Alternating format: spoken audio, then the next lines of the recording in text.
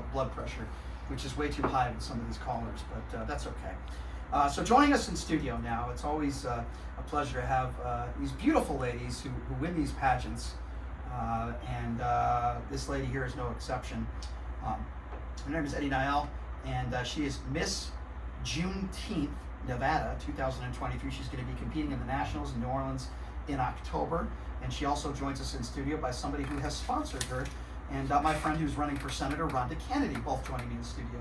Ladies, thank you so much for being here, and by the way, congratulations. Thank you so much. Yeah, so Rhonda, let me start with Rhonda. Rhonda, why did you decide to get involved and support this lovely young lady?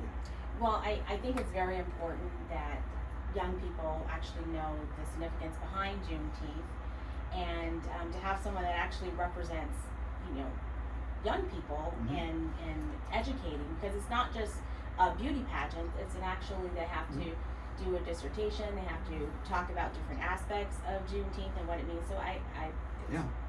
That's awesome. So Eddie, I have to ask you the political question to start.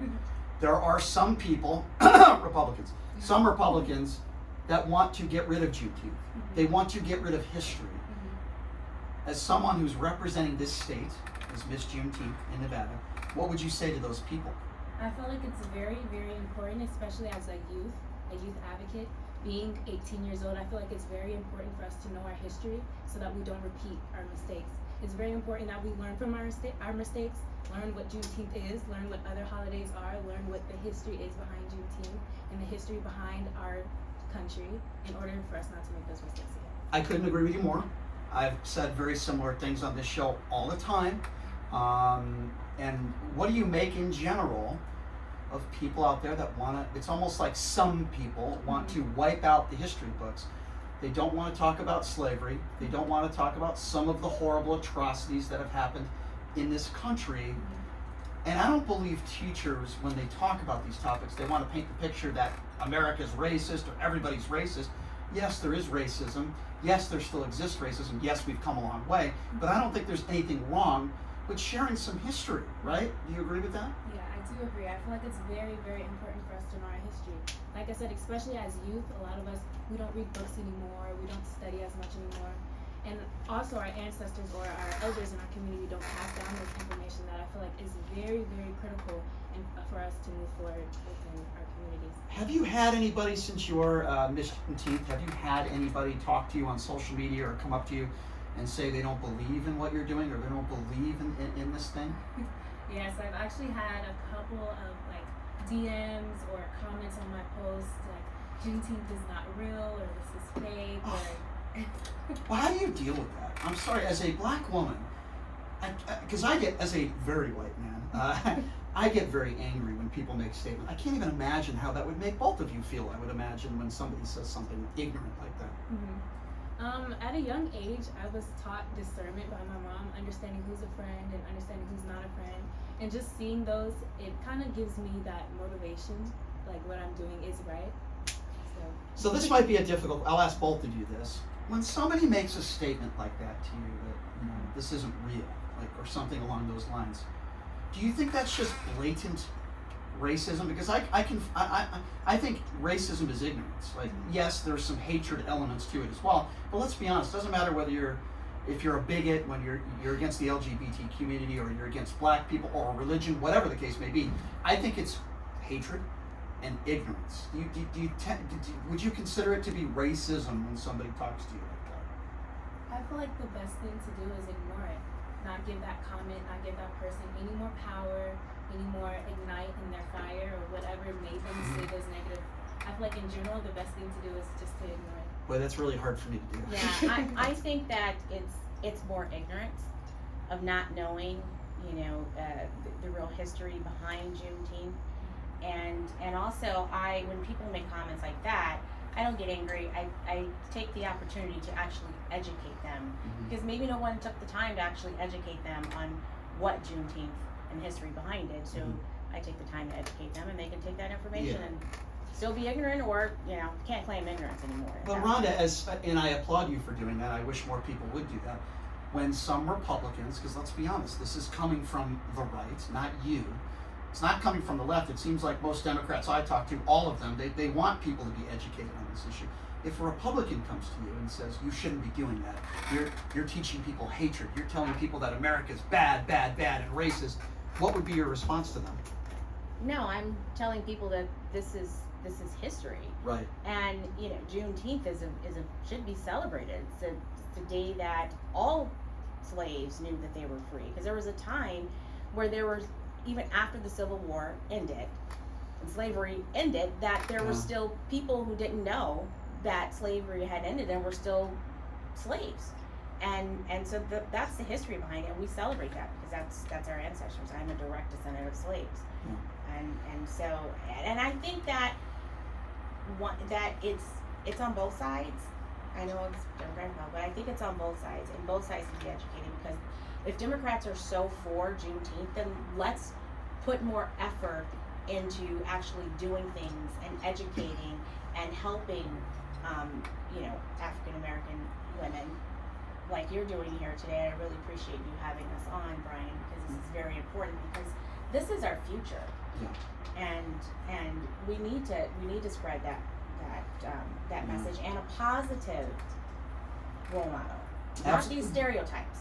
Absolutely, I agree. So Eddie, let me ask you this, and it'll involve Kanye West for a moment. You're 18 years old, but obviously you know who Kanye West is. And Kanye is somebody that maybe, in my personal opinion, doesn't represent the black community very well. I mean, he said some positive things about slavery, and he made it sound like slavery was a choice, which is obviously absurd. What would you say is to somebody like a Kanye West with an enormous platform that says things like that, which I think are very disparaging towards the black community? I would say that mental health is really important. It's very important as an individual just to upkeep your mental health, especially if you do have a big platform. You shouldn't say things either you don't mean or could be taken out of context. So that's what I would say to that. So you think Kanye, and I agree with you, but you're saying he's very mentally deranged and maybe uneducated when it comes to history. I didn't say mentally deranged, but Okay, well, I will. I do believe everyone in general should keep up their mental health, and I feel like that could be an aspect in anyone in general who says something out of context. And I agree. I think a part of it is certainly that, but there are a lot of mentally ill people that would not praise Adolf Hitler. So I think maybe it's a little bit of both. I think he's I remember he did the interview on TMZ years ago, and in that interview he was stating the case that he believed that slavery was a choice, and I'm like, what? And it's dangerous because it's not like somebody like me. It's somebody with billions and billions of followers, right? That listen to him, and I think it's very dangerous, to society. In that case, like Mr. Rama said, it's an aspect of education, maybe educating yourself, or those who see those kind of comments or hear that, maybe go and research that's never the case. Have you met anybody today that was a part of Juneteenth that's still around to talk about it? Yeah, actually, with the Juneteenth Foundation, with Miss Marquis and Miss D. Miss D, she actually physically herself got Juneteenth as a holiday, as a paid holiday. That's great. In Nevada. That's awesome to do that, and I think a lot of people maybe are not educated on what Juneteenth was, and I think it's incredible that keep the conversation going. What I try to tell people is that yes, we've come a long way as a country, but we can still do better. What are some things right now? Let's focus on right now that you would like to see changed, that you think would be beneficial towards minorities, particularly those in the black community. I feel like something that definitely should change is listening to the youth more. I feel like we're kind of shunned to either be quiet or not speak out, but it's not really speaking out, it's just getting our voice out there and what we see in the community or what we see in our day-to-day life that needs to be changed. I mean, there are some political candidates out there that believe if you're under the age of 25, you should have to take a civics test. And what I told Vivek Ramaswamy who's basically the number 3 Republican out there right now, and I said to him, well, wait a second, there's people in their 50s, their 60s, their 70s that don't have the history or the civics that, say, somebody like you had. I would put you up. You sound like a very smart young lady. I would put you up against a lot of adults that I've had conversations with, even people that are running for office. What would you say to a candidate out there that says, if you're under 25, you should be forced to take a civics test in order to vote? I kind of feel like that's a form of discrimination. In the sense, we need to learn from our mistakes with like civic tests or tests in order to vote. I feel like that kind of silences a group of individuals or a group of people whose voices should be heard when it comes to voting for candidates. It's like a total poll tax. Yeah, I agree with you. And the schools, and I have to say that would also show how poorly the schools are doing when it comes to civics and learning the Constitution, because, you know, they're not being taught that in school anymore. Yeah, I agree. If you're just joining us, Miss Juneteenth Nevada 2023, her name is Eddye. She's going to be representing Nevada in the Nationals, which is in October in New Orleans. Great. Been to New Orleans before. I love it. It's awesome. Great food, great people. Really a fun place. Where is it actually going to be held there? Do you know where? That information, I know. Yeah. My mentor, Miss Marquis, I know I'm like looking. Probably not Harris Casino, because that's where I went. But although Definitely not. But that's super cool. You know, I look at our society today, and I would imagine the overwhelming majority of Americans are not racist. They love what you're doing, as do I, and the Juneteenth pageant. I think it's great. However, the same people that say, why is there BET? Why isn't there white entertainment television? Are probably the same people that would say, why do you have a Juneteenth pageant? You know, why does it have to be segregated, you know, to only a certain race or whatever? What would you say to them? I would say in the lens of it's not segregated, in the sense more of providing an opportunity. Mm-hmm. And I know you brought up BET. The reason there's like BET or Juneteenth pageants or even Miss Black America, certain pageants like that, it's to bring inclusivity, because the normal platform is usually geared towards the either fair-skinned individuals or people who aren't as melanated such as myself. Mm-hmm. So I feel like these opportunities just kind of not an even playing field, but just give girls like me an opportunity to be represented, and I also represent other girls that look like me. All right, another controversial question. How do you feel about transgenders competing in these types of pageants? Because I did interview the former Miss Nevada, who is a transgender woman.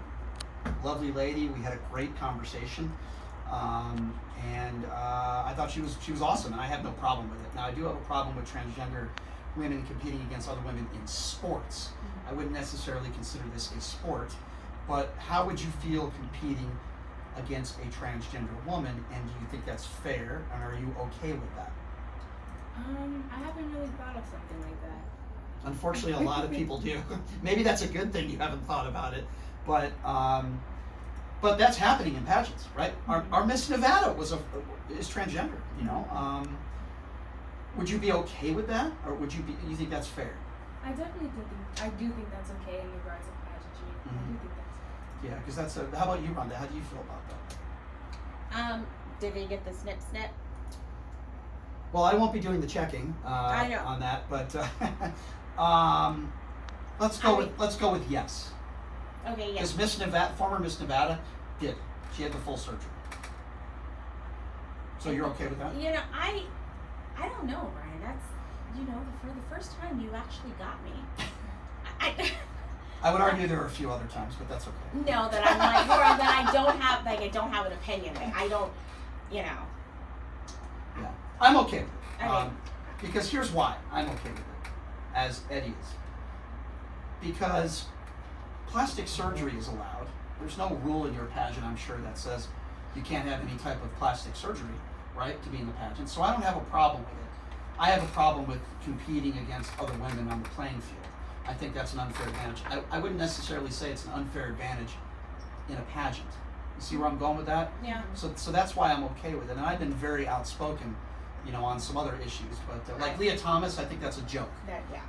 But in this, I wouldn't have a problem at all. So tell me, what is it like to be in front of a crowd, Eddie? And I would imagine you're wearing bathing suits and all that stuff, right? You're wearing everything, and you're showing off the goods, and you're answering questions in front of people. I would imagine that's very, I mean, for me, that would be very nerve-wracking. Maybe that's not nerve-wracking, but I would imagine you get nervous, right? And it's a little nerve-wracking. So the Miss Juneteenth pageant, it's a bit more conservative in the sense of we don't have a bathing suit competition. Oh, okay. Yeah, we have talent. We do have an evening gown. Certain aspects just like the bathing suit competition. Gotcha. We don't have that. Gotcha. But I graduated from Las Vegas Academy of the Performing Arts. Oh. So I'm a professional ballet dancer with Nevada Ballet Theater. Oh, wow. Nutcracker. I dance all over Las Vegas. So you're used to doing this sort of thing. I'm kind of used to it. So and I cool. also will be majoring. I'll be attending Parkland University, and I'll be majoring in broadcasting and radio. Look at that. My future co-host, or the person that's going to steal my job. No, that's awesome. I think that's great. I think that's awesome. What would be like I know you're only 18. I had no idea what I wanted to do when I was 18, but like, what would be your dream job? If you had it, what would it be? My dream job? Yeah. I'm keeping my options open, but I do really feel at home in the newsroom. I really do want to be a news anchor. Like a reporter a anchor. political news anchor. That is super cool. Well, CNN, there's a lot of networks that could use some better political anchors. So I'm sure they could use somebody like you. Probably better right now than Don Lemon. Sorry, that was a bad joke. That was terrible. I know Rhonda agrees with me on that. But well, that's really cool. Congratulations on winning. I want to help you out here, and I want to give as many people as possible the opportunity to help you. So what I want you to do is, I know you have a Cash App that you're accepting donations. Rhonda's obviously done a great job in supporting you, which I think is great. I'd like to see more politicians do that and step up to the plate. But can you give out your social media information, how people can contact you, and if they say to themselves, hey, she seems like a great girl representing the state of Nevada, I want to help her. How do they do that? So my name is Eddie Nael. My Instagram is officially Eddie, and on my Instagram I have a link in my bio that has everything you need. My Cash App, every platform, it's officially Eddie. My TikTok, my Cash App, everything's officially Eddie. And Eddie is spelled Eddye. I like that. I like that. That's super cool. So, what's the goal? Like, how much money are you trying to raise? Is there a goal? So, I've had to reach $5 million. That would be lovely. No, for nationals, it was I had like a certain part ads and everything, and the minimum was 800 for ads and just the nationals in general. But I can take in as much donations as my full reign, which will I like end that. next year. I like that. I can make another funny joke, and Rhonda will, if you just say that the election was stolen, you might get like hundreds of millions of dollars. I'm sorry, I would never make a joke like that. I can't help myself when Rhonda's here. I have to poke the bear a little bit. And I have to behave because I want I you know to get that. as much. And I'm like, Well, first of all, as I said, congratulations. This is super cool. I would imagine you would agree it's a great honor to represent the state of Nevada, especially such an important topic. That I certainly, because it's extremely important, Juneteenth. It's very important for you to represent the state of Nevada. I think is super awesome. When is this event in October? When is it? So I fly out on October 17th, and it'll be that week long. Just Wow. interviews, yeah. You're gonna have a good time. What does the winner get besides to be crowned the champion? Do they get like a scholarship money, or like what's involved here? Yeah, so I'm a part of the Miss Juneteenth scholarship program, so I'll get a scholarship first. How cool is that, man? You're saving your family a lot of money. That's awesome. And I would imagine you're probably, I'm just gonna guess, you're somebody that's gotten a lot of A's in high school. Am I wrong? What was your GPA, if you mind me asking you? 3.5. Of course it is. And you got all the extracurriculars, right? You got everything going for you. Volunteer So- all the time. So even if you weren't, I'm sure you probably would have gotten a scholarship somewhere anyway. Well, congratulations, man. You sound like the perfect person to represent Nevada for Juneteenth, and I also appreciate Rhonda being a part of this as well and supporting you. I think it's awesome, and I wish more people would, and I hopefully they will. We'll put out the information on your Cash App and all that on our social media, and it's a very, very important topic. And I guess I'm a radio host, so when people say bigoted things, I have to respond. But I think to be a more healthy person and to be more grounded, people should probably take your approach and just don't give them the time of day and ignore them. So I shouldn't bring up Donald Trump's name ever again, I guess. I'm just kidding. No. He would probably donate. You think so? Yes, absolutely. I don't know about that. That's another conversation me and Rhonda are going to have another show. We'll have to have another show. Congratulations. We wish you the best of luck. If there's anything else we can do for you, please let me know. And I believe you have a very good chance of winning. Without knowing any of the other pageant winners, seems like you got your head on right, and you're going to be a great radio broadcaster one day, I have no doubt. You should do TV because I have a face for radio. You don't. So that's why I do radio. Anyway, thank you both for being here. Really appreciate both of you. Thank you so much. And kick some butt out there. I wish you good luck, okay? Thank you so much. Thank you. Anytime. All right, that's a wrap, everybody. Thanks for joining us on Pushing Limits. We'll see you tomorrow, same time, same place. And have a great day, everybody.